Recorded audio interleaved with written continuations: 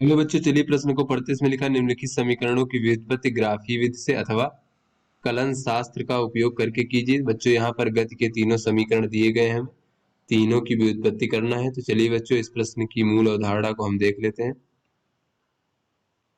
तो बच्चों इस प्रश्न की मूल अवधारणा में अगर हम देखें बच्चों, तो वेग बराबर क्या होता है बच्चों। वेग अगर किसी क्षण बच्चों मान लें कि dt समय में ds विस्थापन हुआ है, तो ds भागे dt जो है बच्चों वो उस क्षण उसका वेग होता है, इस प्रकार से। और अगर हम औसत वेग की बात करें बच्चों, तो औसत वेग या फिर माध्य वेग बराबर जो होता है बच्चों वो होता है हमारा कुल विस्थापन भागे कुल समय भागे कुल समय, इस प्रकार से। और बच्चों अगर हम त्वरण की बात करें बच्चों, तो त्वरण हमारा ए से प्रदर्शित करते हैं, ये होता है वेग में परिवर्तन की समय दर बच्चों, इस प्रकार से, यानी कि dv भागे dt, इस प्रकार से। तो बच्चों ये हमारा जो है त्वरण कहलाता है बच्चों, वेग में परिवर्तन की समय दर। तो चलिए बच्चों अपने प्रश्न को हल करते हैं। और यहाँ पर बच्चों पहले अगर हम ग्राफीय विधि से देख लेते हैं बच्चों, फिर उसके बाद कलन विधि से भी देख लेंगे। तो ग्राफीय विधि से तो बच्चों यहाँ पर अगर हम मान लें कि वस्तु का त्वरण एक समान है, तो ये गति के समीकरण तभी जो लागू होते हैं जब वस्तु जो है एक समान त्वरण से गतिमान हो सरल रेखा में। तो वस्तु एक समान त्वरण ए से गतिमान है। तो बच्चों जब वस्तु का त्वरण नियत होगा बच्चों, तो अगर हम वेग और समय के बीच में ग्राफ खींचेंगे बच्चों, तो क्या होगा। तो बच्चों वो एक सीधी रेखा में होगा बच्चों, क्योंकि जो त्वरण होता है वो dv भागे dt, यानी बच्चों ये वेग और समय के बीच में जो ग्राफ है उसकी प्रवणता होती है बच्चों। तो सभी जगह पर प्रवणता समान होगी, यानी एक सीधी रेखा होगा बच्चों। तो यहाँ पर मान लीजिए कि जब वो शुरू करता है बच्चों t बराबर 0 समय पर, तो उसका प्रारंभिक वेग u है बच्चों। और t समय बाद जो है बच्चों यहाँ पर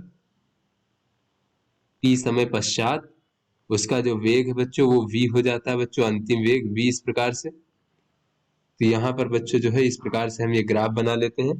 तो त्वरण एक समान है इसलिए ये सीधी रेखा है बच्चों, इस प्रकार से। तो यहाँ से अगर हम देखें तो त्वरण बराबर क्या होता है बच्चों, ये हमारा वेग समय ग्राफ की प्रवणता होता है बच्चों। वेग समय ग्राफ की प्रवणता होता है बच्चों ये। तो प्रवणता बराबर होता है बच्चों tan थीटा। अगर बच्चों सरल रेखा इस प्रकार से, तो बच्चों ये अगर कोण यहाँ पर थीटा बना रहा है बच्चों, अगर हम समय अक्ष के साथ देखें कोण थीटा बना रहा है, तो tan थीटा बराबर क्या हो जाएगा, प्रवणता बराबर tan थीटा। और ये प्रवणता हो जाएगा बच्चों त्वरण, या फिर ये कह ले बच्चों वेग में परिवर्तन, वेग में परिवर्तन की समय दर। तो त्वरण को बच्चों हम यहाँ से ये भी कह सकते हैं कि v2 माइनस v1 भागे t2 माइनस t1, इस प्रकार से। अंतिम वेग माइनस प्रारंभिक वेग, और उसके बाद भागे बच्चों समय अंतराल। यहाँ से बच्चों अगर हम देखें तो त्वरण a बराबर हो जाएगा, अंतिम वेग बच्चों इसका v है और प्रारंभिक वेग u है, भागे समय अंतराल देखें तो t माइनस 0 है। तो इस प्रकार से बच्चों अगर हम देखें तो v माइनस u बराबर हो जाएगा at। तो ये v बराबर हो जाएगा u धन at। तो बच्चों ये हमारा पहला समीकरण बच्चों इस प्रकार से हो गया, इसकी व्युत्पत्ति। उसके बाद बच्चों यहाँ पर अगर हम देखें तो बच्चों इसके द्वारा जो हुआ कुल विस्थापन हो जाएगा बच्चों, वो कितना हो जाएगा। तो बच्चों अगर हम विस्थापन देखें, कुल विस्थापन,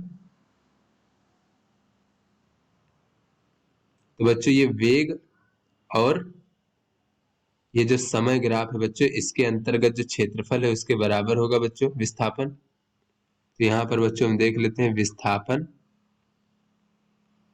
S बराबर हो जाएगा वेग समय ग्राफ के अंतर्गत क्षेत्रफल बच्चों।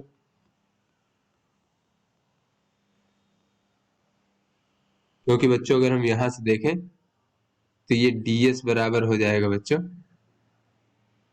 वेग और dt बच्चों गुणे वेग गुणे यानी v गुणे dt, इस प्रकार से। तो बच्चों अगर हम कुल विस्थापन देखें तो इसके अंतर्गत घिरा क्षेत्रफल हो जाएगा बच्चों ये जो हमारा यहाँ पर देखें तो ये हमारा बच्चों एक समलंब चतुर्भुज की भांति है बच्चों। तो इसका क्षेत्रफल कितना हो जाएगा, समलंब चतुर्भुज का क्षेत्रफल होता है 1/2 और गुणे समांतर भुजाओं का योगफल। तो एक भुजा इसकी u है और दूसरी भुजा बच्चों v के बराबर है ये। तो बच्चों ये हो जाएगा u धन v और गुणे बच्चों ऊंचाई, तो ऊंचाई इसकी t के बराबर है बच्चों, तो ये हो जाएगा t इस प्रकार से। अब v बराबर देखें बच्चों समीकरण 1 से, तो ये होता है u धन at, तो यहाँ से हो जाएगा 1/2 और u धन बच्चों u धन at और गुणे बच्चों t, तो ये हो जाएगा 1/2 2u धन at गुणे t। तो यहाँ से बच्चों s बराबर देखें तो ये हो जाएगा ut धन 1/2 at का वर्ग। तो ये बच्चों इस प्रकार से हमारा समीकरण 2 हो गया बच्चों, प्राप्त हो गया। और उसके बाद बच्चों अगर हम देखें तो ये कुल विस्थापन बराबर क्या हो जाएगा बच्चों, औसत वेग यानी माध्य वेग गुणे कुल समय। तो यहाँ पे बच्चों अगर हम माध्य वेग ज्ञात करना चाहें तो बच्चों 0 से लेकर के t समय तक जो ये माध्य वेग है बच्चों इस प्रकार से, तो ये हो जाएगा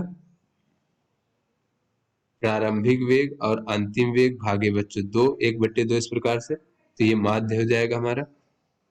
तो कुल विस्थापन देखें बच्चों, तो कुल विस्थापन कितना हुआ है बच्चों, कुल विस्थापन s हुआ है यहाँ पर।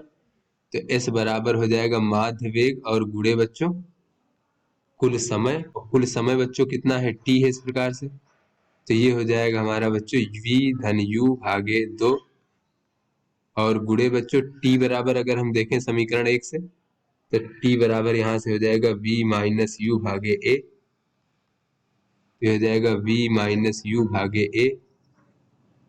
तो यहाँ से बच्चों अगर हम देखें तो 2as बराबर हो जाएगा v का वर्ग माइनस u का वर्ग a प्लस b गुणे a माइनस b इस प्रकार से। तो ये v का वर्ग बराबर हो जाएगा u का वर्ग धन 2as। ये बच्चों हमारा समीकरण 3 प्राप्त हो गया इस प्रकार से। तो बच्चों इस प्रकार से हमने ग्राफीय विधि से इन तीनों का जो है बच्चों व्युत्पन्न कर लिया। अब चलिए बच्चों हम कलन शास्त्र के प्रयोग करके देखते हैं बच्चों। यहाँ पर बच्चों कलन विधि से देखें अगर हम, तो बच्चों जो हमारा त्वरण होता है जैसा कि हमने मूल अवधारणा में देखा, वो वेग में परिवर्तन की समय दर होता है बच्चों। तो यहाँ से अगर हम dv बराबर देखें तो ये हो जाएगा a dt। तो बच्चों अगर हम कुल वेग में परिवर्तन देखें तो प्रारंभिक वेग जो है बच्चों इस प्रकार से हो जाएगा, u से लेकर के v तक बच्चों वेग परिवर्तित होता है और समय हमारा 0 से t के बीच में बच्चों होता है।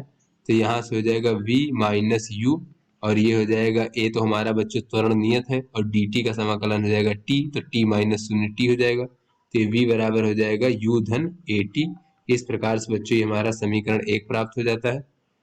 तो उसके बाद बच्चों यहाँ पर अगर हम देखें, उसके बाद बच्चों अगर हम वेग देखें तो वेग क्या होता है बच्चों, वेग होता है बच्चों ds भागे dt, स्थिति में परिवर्तन की दर बच्चों। तो यहाँ से अगर हम ds बराबर देखें तो ये हो जाएगा v dt इस प्रकार से।